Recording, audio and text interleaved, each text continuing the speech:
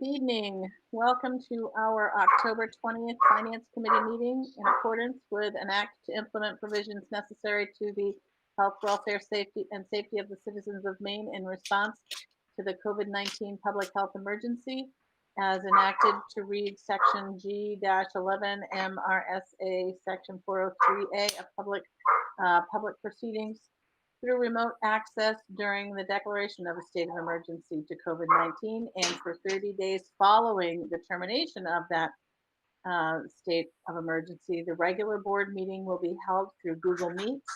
The meeting will be live streamed and available for viewing at MSAD11.org. We'll call the meeting to order. Do you want me to take roll? Sure. Okay, so Becky Fless, Here.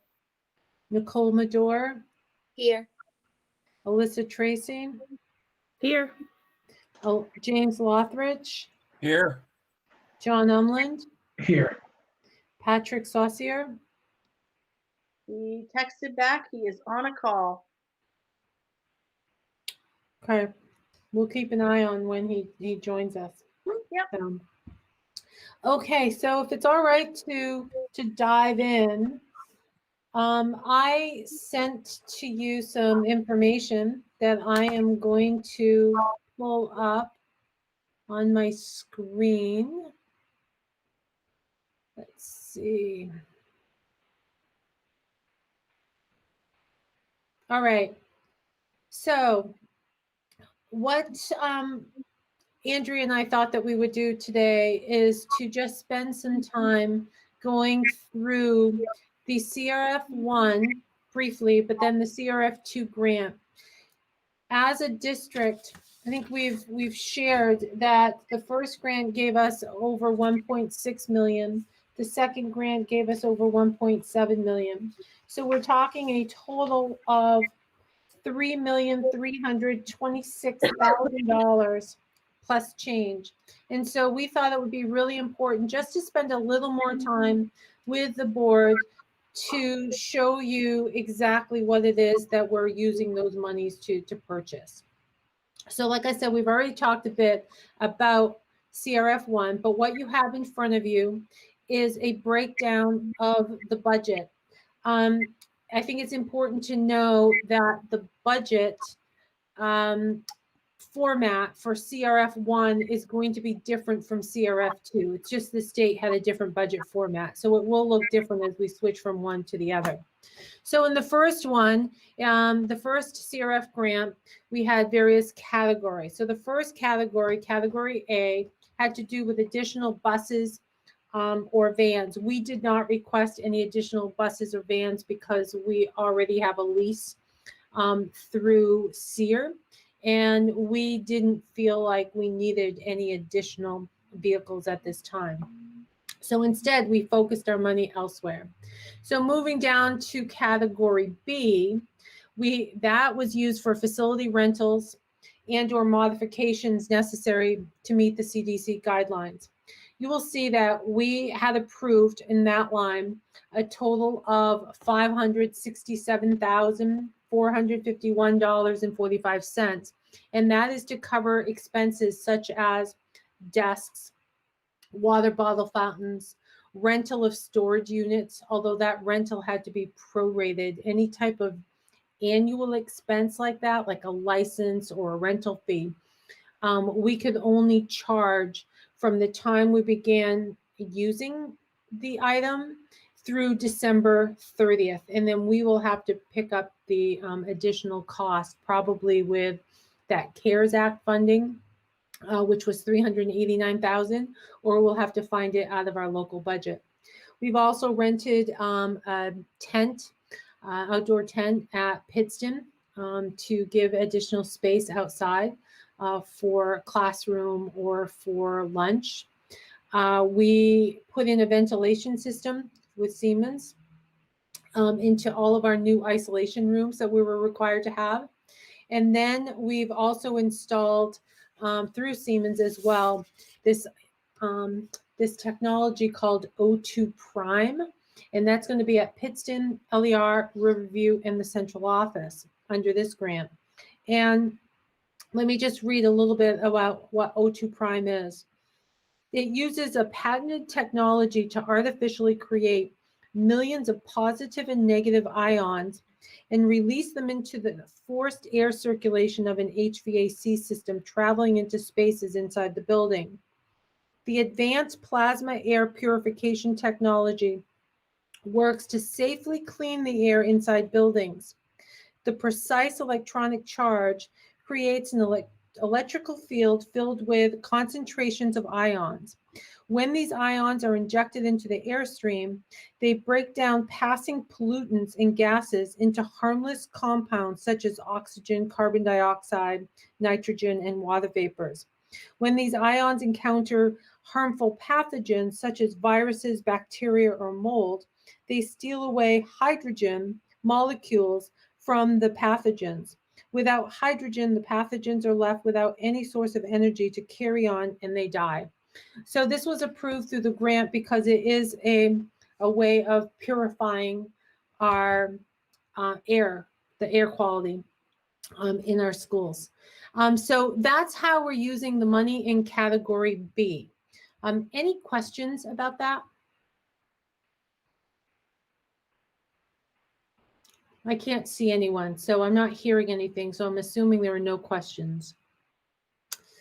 Okay, category C is material supplies, including signage, plexiglass dividers, cleaning supplies, etc.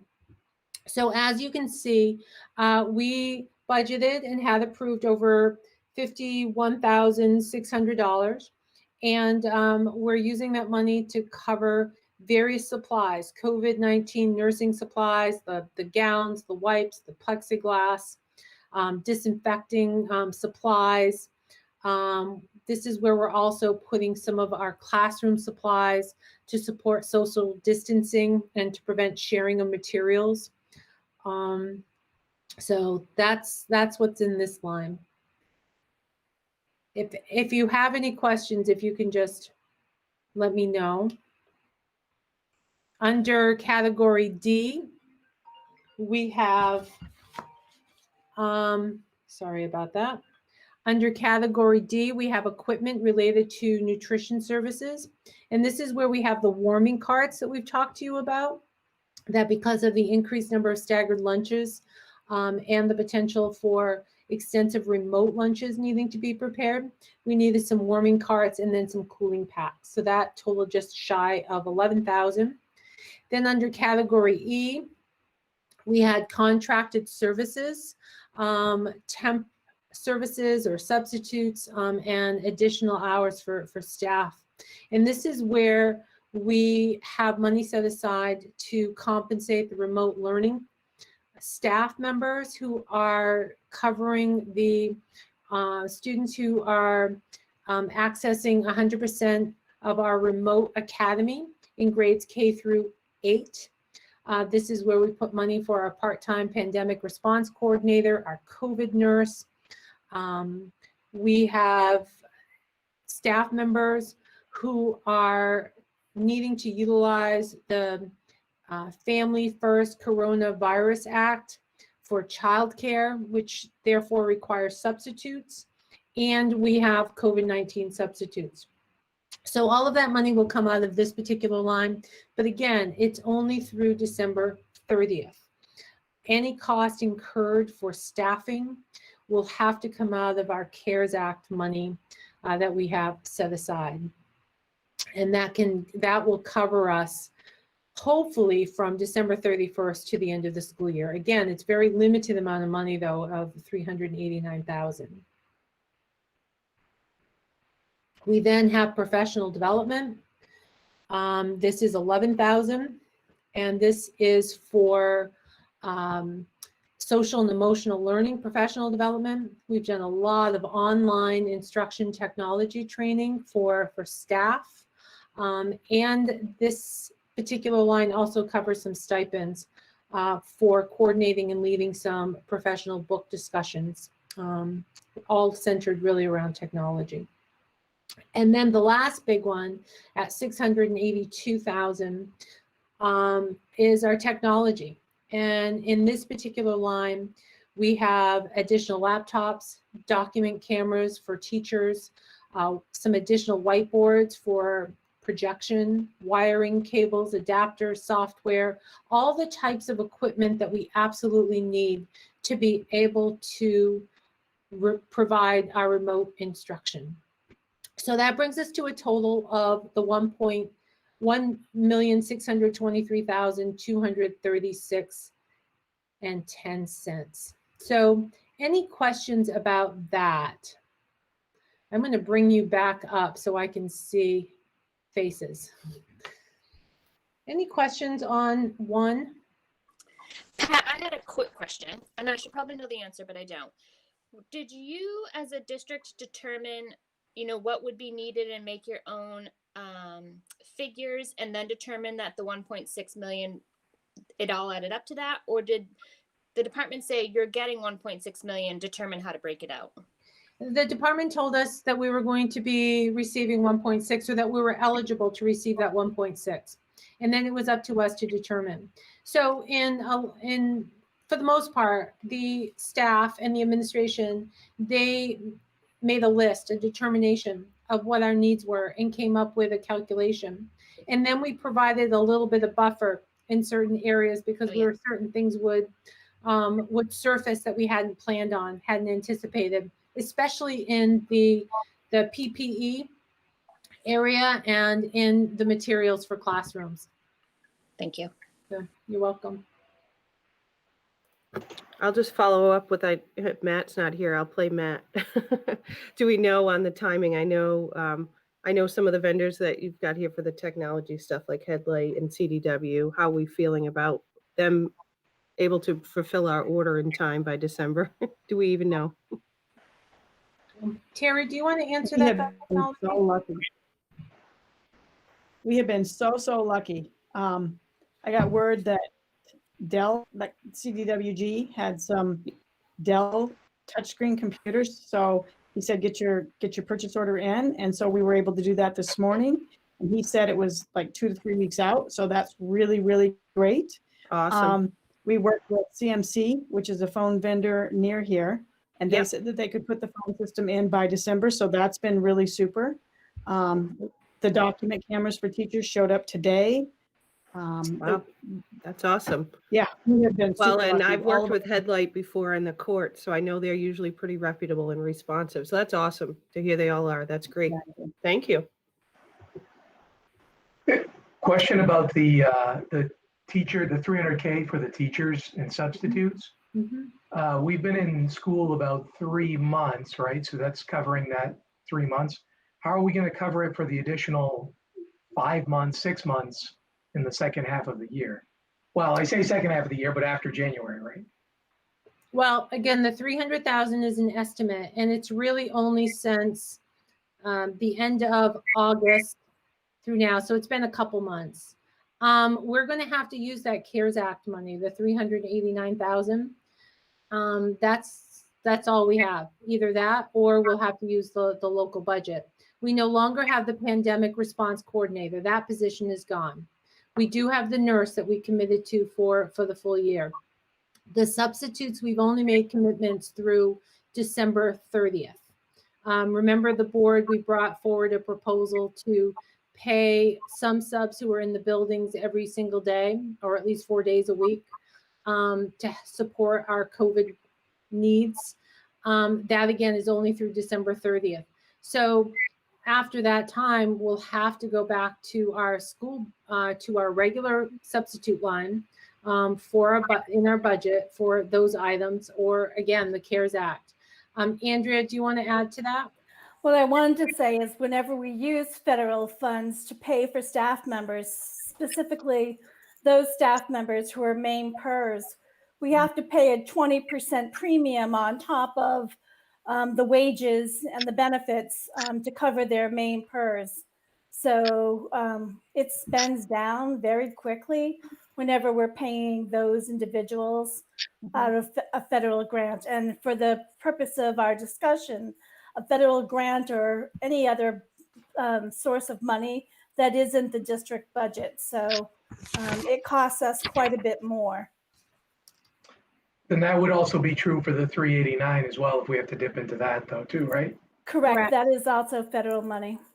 And then of the technology, what is actual licenses? Because that, and when did those start, right? Because we would have over a half a year we would have to be paying for with those since it's ratable. It's actually more, oh, sorry, Pat. No, go ahead. Actually more than half of a year. Most of our licenses didn't start till either September or October. We have stopped prorating a lot of our licenses because it just wasn't really, most of it was going to be covered by the CARES Act or the district anyway. So we're looking to the technology department in that regular budget to cover some of the cost that we're Okay. not able to absorb in these funds. So then the 682 that's on here, that's what we spent for that, but there's a lot more additional costs for the licenses and such that's just not reflected here. There are additional costs that are not reflected here. I can't tell you right now how much. Maybe Terry has a better idea than I do, since most of the licenses are for software and or for some of the equipment. Like if we get Apple, all right, we get an Apple laptop or iPad. If we purchase Apple Care, for example, the maintenance fee, they will not cover a full year of that. They will only cover through December 30th, and we will have to absorb the difference. So when I did the billing for September, I think I moved $30,000 in licenses. Terry and I, when we did the laptop purchase, we were smart enough to move all the Apple Care to a local fund so that we wouldn't have to prorate it out. So. Thank you. That's great. Thank you. Okay, then let me bring up that spreadsheet again, but this time I will show you the second grant. Mhm.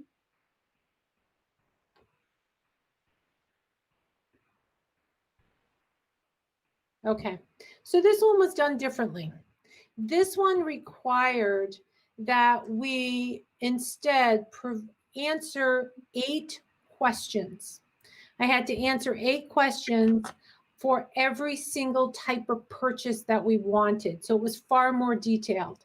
So what I did is I created projects, and you will see here, like I have project 1.1 or 1.2 under, in this particular case, it was under student supports. And then I provided justification for why we wanted and we're asking for these things, which is not what I had to do for the CRF 1 grant, okay? So in this one, we're looking at iPads for special ed, and the purpose of purchasing the iPads for special ed has to do with our ability for teachers to assess students if we are remote. The Rogers system is for hearing impaired students to help ensure that they can hear what is going on. The headsets or the earbuds, that has to do with confidentiality. If we have staff members who are working remotely, and some of them do work remotely on Wednesdays, the earbuds will allow them to participate in like an IEP meeting and maintain confidentiality. We have the 1.4, those funds right there are dedicated for at-home supplies. So if we're operating fully in remote, we needed to get some various consumables for our students, such as mini whiteboards and markers and scissors and glue. So that's what the 15,000 is for. Under 1.5, the 24,600, that has to do with special ed supports and our Read 180 platform. We just paid to have our licenses for the year, which is something that we would have to pay anyway. But now it's a web-based platform that they're requiring us to upgrade. And so because students may be at home, we were able to relate that to a COVID expense. Chromebooks, we're looking at here under 1.6, another $261,000 for Chromebooks. These would be targeted at the elementary schools. Many of our Chromebooks are old, and they do not have touch screens. So with our elementary students, so many of them are using Seesaw, which works best with a touch screen laptop. So by upgrading all of these Chromebooks now using these funds, these students will be able to fully access the Seesaw programs. The AirTame wired Ethernet, that has to do with giving remote students the ability to project their work on the screen for others to be able to see. So just under student supports, we were approved under this grant, the $338,846.35. Questions on that? Okay. I have a question. Yep. The Chromebooks, are they going to, are they the lower grades in the elementary, like K through 3, or because don't we have the older group with Chromebooks already established for 4th and 5th grade? Yes, Terry, can you speak to this? Sure. So our pre-K through 2 students right now have our oldest Chromebooks. They do have touch screens, but the screens are coming out of them a little bit. Okay. And then the 4th and 5th graders, the 3rd graders need touchscreen computers as well because Seesaw uses them. So what we're hoping to do is retire some of our oldest that aren't working well with the newer touchscreens. And then it will also give us spares because we're low on our spares. The ones that we're using are the ones at the pre-K, the touchscreens, pre-K through 3 especially, are the first Chromebooks we ever bought, which are scheduled to be replaced next year. So they definitely have had some wear and tear on them. So it will be K through 3 that will be getting new Chromebooks. Is that correct? Correct. And then what we'll try to do is give them to the 4th grade as well if we can. Okay, thank you. Looking at support staff, that was the next section of this grant. And we're just requesting $3,100. This was approved. This is to provide some additional materials for our teachers to support our special needs students who are working remotely. Then the next section is school administration. And under the school administration, we built in, and this has all been approved by the state, a telephone system. So this would be a district-wide telephone system for $360,445,000. What our telephone system is extremely old, and it is not functioning well at all. And so when we are working in remote, if we have to go back to remote, our teachers are not able to really communicate with our parents, and our parents are not able to communicate effectively with our teachers given our current system. This particular system will allow parents to call to a teacher's classroom and to have that call automatically forwarded to a teacher's home phone or to their cell phone without them having to give out their private number.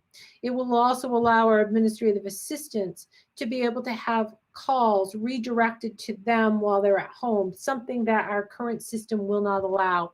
So based on that, the state approved the installation of this new phone system. So Terry's working really hard with a local company, and they've assured us that it's going to be web-based. This new web-based phone system will be installed by December 30th. We put $20,000 in for legal fees. There are contractual issues that require that we consult with our attorneys. So we built in a little money to cover that. The state has also supported our request to have new cameras. This is a surveillance camera system, and the purpose is to provide us some upgraded camera system for contact tracing. So we have a pretty decent system at the middle school and the high school. And so their camera systems will be shifted over to the elementary schools. The camera system at the elementary schools are not solid at all. They're not good. And so we'll upgrade the systems there, and then we'll put in a new system at the high school and the middle school that will just really be able to give us the ability to do that contact tracing. And then the last one here is frontline time and attendance sheets. Last year, Andrea and her staff created some electronic timesheets, but they did it through a form, a piece of software designed to make forms. It's not a true time and attendance platform. And so we built money into this system so that we could adopt their platform. It's from Frontline that we already use into our district. So that brings the school administration total that was approved to $521,534. Questions about that?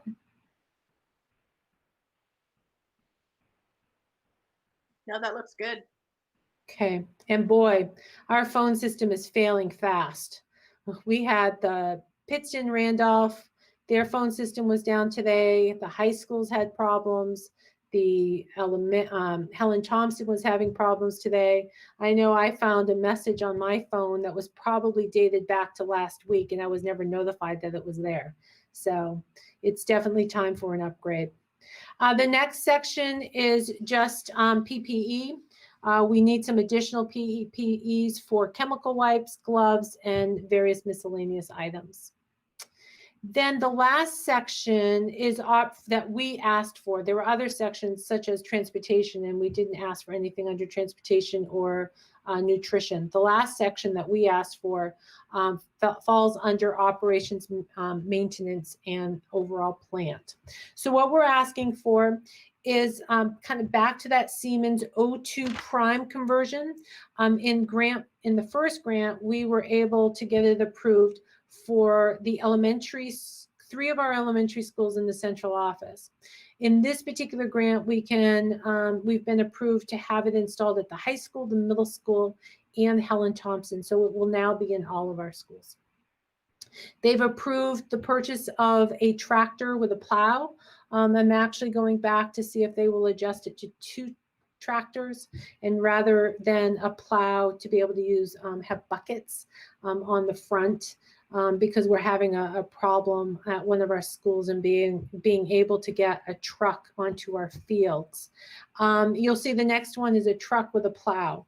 The reason why these 2 have been approved and why they were requested is to remove snow off of our play fields in the winter. Presently, or in the years past, we have not moved snow off of our play fields, but to ensure that we have a place for students to go outside for mask breaks. But also we could have classes outside if the weather permits. And so we really need to have a better mechanism to be able to remove that snow. And that's what the tractors and the truck will allow us to do. The truck would remove snow at all of the elementary schools, except today I had learned it may not work at one, and at the middle school. And the tractor was designed to be at the high school. Now we may need a different tractor and a second one at one of the elementary schools. So we're working on that behind the scenes. Desks. In our science rooms, we have the large tables, which many of you have probably seen, those science tables. And in many of them, we can only get 1 student at a time, 1 student per desk, and still abide by the 3 to 6 foot requirement. So we're looking at potentially purchasing some desks so that we can fit more students at one time in each classroom. Washers and dryers, we're doing a lot more cleaning. There are a lot of microfiber mats that need to be washed. So we will replace all of our washers and dryers throughout our districts with these new larger capacity washers and dryers. We have a paint sprayer the paint sprayer will be shared amongst schools, and that will allow our custodial staff, our maintenance staff, to go outside all year round and to be able to paint places where students can and staff can stand or have class 6 feet apart, so they can help paint wherever we need to, ensuring the proper distancing for our students and for our staff. We also had approved a bit over 171,000 to turn all of our bathrooms into having touchless bathroom fixtures for toilets and for our sinks. We're looking at 2 new floor auto scrubbers, one at the middle school, one at the high school. And that will help increase the amount of space we'll be able to cover when the staff are doing their thorough deep cleaning of the school. Moving it down a little bit, the middle school cafeteria, they're asking for one-sided cafeteria tables. That will allow them to fit more students into the cafeteria while still maintaining the 6-foot distancing. Water bottle filler fountains. We asked for some in the last grant. We're asking for more and had that approved in this grant, so that we can get more of those throughout our buildings. And then the last are hand sanitizer stands and dispensers, so that we have freestanding hand sanitizers available in all of our buildings. In some of the buildings right now, those hand sanitizers have been attached to the wall, and it just doesn't give us the flexibility that we need to be able to move those around and really put them where they are best needed. So that brings us to a little over $800,000 that we requested and was approved for our operations and maintenance. All of that combined brings us to the $1,703,073.40. Okay, questions about CRF2 grant or about that section? I have a question. Yes. Is there a reason with the snow plows, we didn't look at snow blowers? It's the space that needs to be cleared and the amount of time that people have. So we didn't look at snow blowers for individual schools because many of all of our elementary schools, they only have one custodian that works during the day. So that means that we have to use our maintenance staff.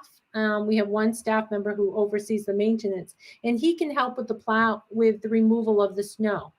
A plow truck is going to be a lot faster for him to be able to remove the snow rather than just using a snow blower at each building. Okay, I don't necessarily agree with that statement, but anyways, I'm not talking about a walk-behind snow blower. I'm talking about large snow blowers that would mount on the front of a tractor. Well, that's what the tractor with a plow is, right? Snow blower? It says with plow. It was with a snow blower, but I can't get a tractor from building to building to building. I can get a truck from building to building, and we can get a truck for about the same cost as a tractor with one of those snow blowers. That was the intent. Again, in speaking with Gabe today, he wants us to backtrack a little bit on the tractor with the snow blower, because he's thinking a bucket in front of the tractor will work better. It will be less expensive, and it would allow us potentially to buy 2 tractors since there's an elementary need and a high school need, and to still stay within the $45,000 that was approved in the budget. Okay. Thank you. You're welcome. I'm going to stop sharing if that's okay. Just a logistics question, Pat, because I heard you reference it. It sounds like with our CRF2, do we have to submit and get reimbursed? Or are they going to actually give us the money all up front? You have to submit and reimburse, and the process is pretty extensive. Yeah. Andrea has worked with her staff to create an extensive invoicing system to make sure that when all of the documents are submitted to the state, which will be audited by the federal government, Right. that they have everything that they need and there's no risk of an expense being pushed back to us. Because the last thing we want to do is spend all of this money and then have the state or the feds come back and say, no, no, no, no, that wasn't really needed after all. Now you're going to have to find the money for it. We're also Very good. going, Thank you. we're also going to have to be careful from a cash flow perspective. We have almost $4 million going out in grant money, so we need to make sure that the state has a fairly quick reimbursement turnaround. What I would hate to do is have to pause a payroll because we were bankrupt from trying to pay all of this stuff up front. So we need to be mindful of that as we move along as well. Yeah, I'm hearing the same concern from many of my colleagues around the state. The reimbursement so far has been slow. It's our understanding that there was one person at the state who was actually reviewing the invoices and seeing how much paperwork Andrea submitted just for $55,000 from our district. I cannot imagine one person being able to get anywhere in any amount of time. So I believe they're in the process of hiring some additional staff to help that individual process the invoices a little more quickly. What were they thinking? Yeah, well, and I was going to say thank you, Andrea, for being thorough. I think you've got the right idea, right? That's the best we can do to have everything ready. Yep. And it keeps Hank happy when he comes back. So. Yeah, absolutely. Absolutely. Other questions? Has there been any discussion at all about possibly purchasing rapid tests at all? What the cost may be, how many we possibly could get? Is it prohibitive? Is it even, like what's the positivity rates of them or? I don't know about that. John, the state has talked about purchasing some and just giving them to schools. And so we're waiting to receive additional information about that.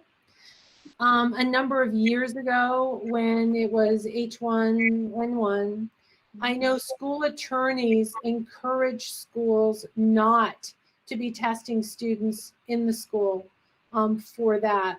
So I'm not sure whether we will be advised to test students in now for COVID-19 or not. So it's kind of a developing issue, and we're just we have tentatively signed up saying that we're interested, with the understanding that we can step back if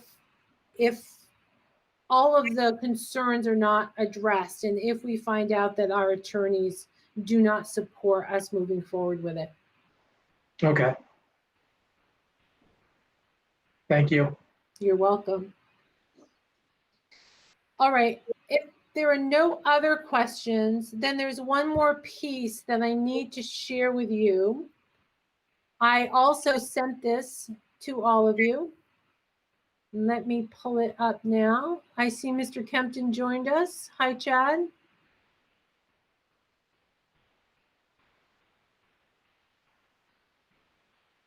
Okay, so I'm sharing with you a memo that we will also need to share with the school board when the board meets in November. Hopefully you've all had a chance to read this, but basically the purpose of the memo is to notify you of the items that we are purchasing in excess of $100,000, what those items are, where we're purchasing them from, as a way of complying with our with the law around procurements. So there's a federal government requires that we go out to bid for items in excess of $100,000, but there is a contingency that says that for emergency reasons, when you're not able to go out to bid because the delay would prevent us from moving forward and getting these items. What I need to do is to be able to just share very publicly with the board what it is that we're doing, which items would be out of compliance if it were not for the emergency situation that we're in. Andrea, how much did I kill that explanation? Or was that okay? Basically, we're just covering ourselves in the event of a federal audit that says exactly what Pat said, that we are violating our own policy and the federal procurement policy because of I can't even say it, exigency. There you go. So, and that's because we have a lack of time to be able to do a formal bid process. So here it is. Questions? No, thank you. I Well, would I'm say glad I didn't another butcher good it one. that much. Good job. Nicely Yeah. done. Chad says, good job, boss. Oh, thank you, Chad.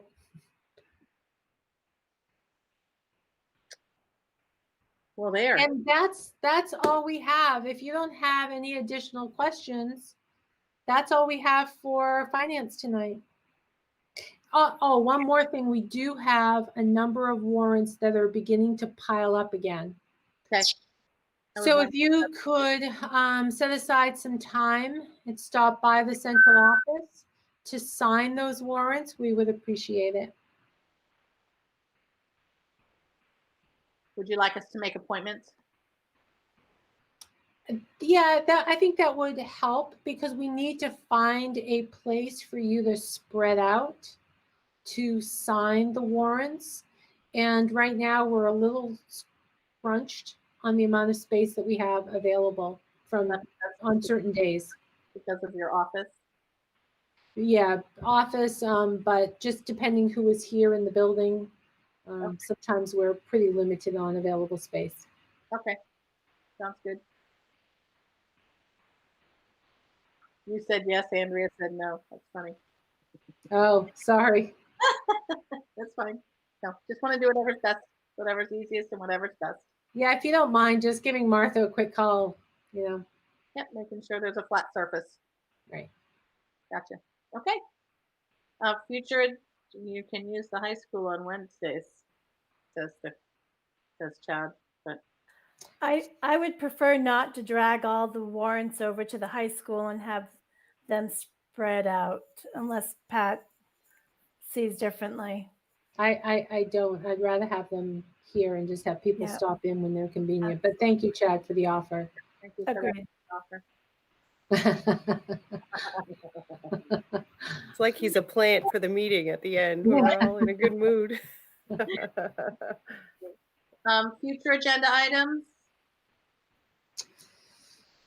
Well, before we know it, we'll be spending some time with Gabe on the 5-year capital improvement plan. Budget is not far away. Yeah, but those are probably the two most immediate agenda items that I see. Okay. We're going to have the annual financial audit, but that will need to go in front of the full board per statute. So I just touched base with Hank. They're still waiting for some numbers, I believe, from Maine PERS before they can release the finals. So that should either go maybe on the December. At this point, I don't dare put it on November. So we're going to need to do that as well. So. Yeah. Okay. All right, then we will just wait to hear from you about that. Okay. Perfect. Thank you so much for your hard work, your number crunching, ladies. You're welcome. I mean, we're excited. We're excited that our applications were submitted, that were approved as submitted. It required very little change, if any. So we think that the items that we proposed will not only help us in the immediate future this year, they will benefit the district for years to come. That's awesome. Yeah, that's really awesome. Yep. Sounds good. The silver lining. That's right. Great. All right. Well, if that's it, then thank you so much, everyone. All right. We'll see Bye, you. everyone. Good Bye, night. thank you. Thank you. Thank you. Good night.